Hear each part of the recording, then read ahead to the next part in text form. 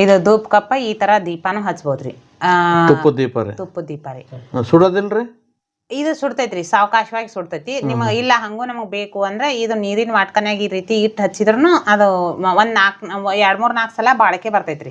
ಇಲ್ಲ ಹಿಂಗ ಹಚ್ಚಿದ್ರ ಒಂದ್ ಸಲ ಬಾಳಕೆ ಬರ್ತೈತಿ. ಒಂದೇ ಸಲಕ್ಕ ನಿಧಾನಕ್ಕ ಸುಟ್ಟು ಇದ್ರ ಜೊತೆ ದೀಪದ ಜೊತೆ ಅದನ್ನು ಕರಗ್ತಾ ಹೋಗ್ತದೆ. ಹಾ ರೀ. ಆಮ್ಯಾಗ ಇದ್ರೊಳಗ ತುಪ್ಪದೊಳಗ ಹಚ್ಚಿದ ಬತ್ತಿ ಇಟ್ಟು ಹಚ್ಚಿದ್ರಿ ಅಂದ್ರ ಈ ಭಸ್ಮವನ್ನ ಮತ್ತೆ ನೀವು ಉಪಯೋಗ ಮಾಡ್ಬೋದು. ಇದು ಪಾಟ್ಗಳಿಗೆ ಹಾಕ್ಬೋದು ಅಥವಾ ನೀರೊಳಗೆ ಹಾಕ್ಬೋದು.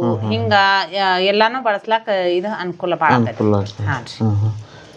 ಆಮ್ಯಾಗ ಈ ರೀತಿ ಓಮ ಸ್ವಸ್ತಿಕನು ಮಾಡಿವ್ರಿ. ಬಾಗಿಲುಗಳಿಗೆ ಅಂಟಿಸ್ಲಕ್ಕಾತು, ಜಗಲಿ ಮ್ಯಾಗ ಅಂಟಿಸ್ಲಕ್ಕಾತು, ಶ್ರೀಚಕ್ರ, ಓಮ ಸ್ವಸ್ತಿಕ, ಪಾದುಕೆ ಇಂಥವೆಲ್ಲಾನು ಪೂಜಾ ಸಾಮಗ್ರಿಗಳಂತ ಹೇಳಿನ ರೆಡಿ ಮಾಡಾಕತ್ತೀವಿ. ಅವನ್ನ ಅದಕ್ಕೆ ಬಳಸ್ತೀವಿ. ಇವೇನು ರೇಟಿಗೆ ಕೊಡ್ತೀರಿ?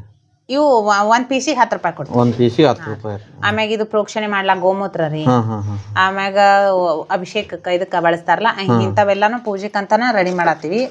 ಭಸ್ಮ ಆತು, ಧೂಪ ಕಪ್ಪ, ಲಕ್ಷ್ಮೀ ಚರಣ, ಶ್ರೀಚಕ್ರ, ಓಮ ಸ್ವಸ್ತಿಕ, ಹೋಮದ ಬೆರಣಿ ಇವೆಲ್ಲಾನು ಪೂಜೆ ಸೆಟ್ ಅಂತಾನ ರೆಡಿ ಮಾಡತ್ತೀವಿ.